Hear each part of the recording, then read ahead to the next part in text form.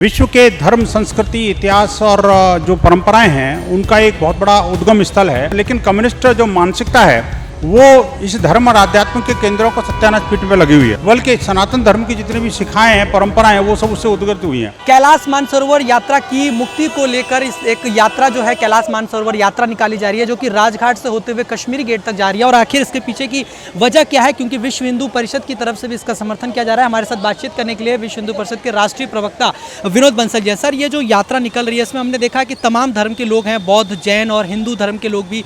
इसके पीछे का मकसद क्या और क्यों इस यात्रा की आवश्यकता पड़ी? देखिए, भगवान भोलेनाथ की जो उच्चतम शिखर है कैलाश मानसरोवर, वो सिर्फ कोई किसी आस्था के केंद्र नहीं है। वो विश्व के धर्म, संस्कृति, इतिहास और जो परंपराएं हैं उनका एक बहुत बड़ा उद्गम स्थल है।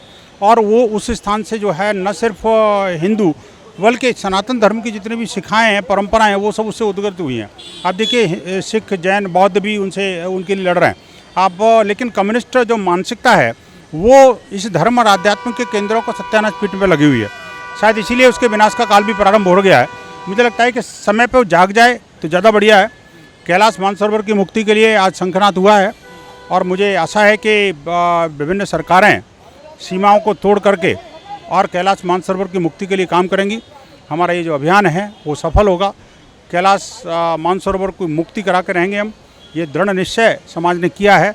तो मुझे लगता है कि इसके लिए आगे बढ़ना चाहिए। और देखिए, इसमें सभी देशों का भला ही भला है, इससे किसी का कोई नुकसान नहीं होने वाला।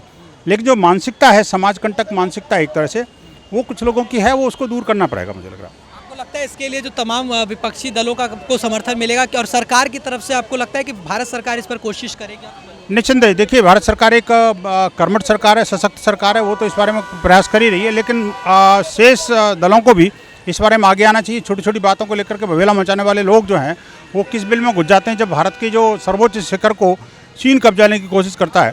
तो ऐसी सब चीज़ों पर उनको सबको समग्र दृष्टि से एक साथ मिल करके इस पर कार्रवाई करनी चाहिए। बहुत धन्यवाद सर।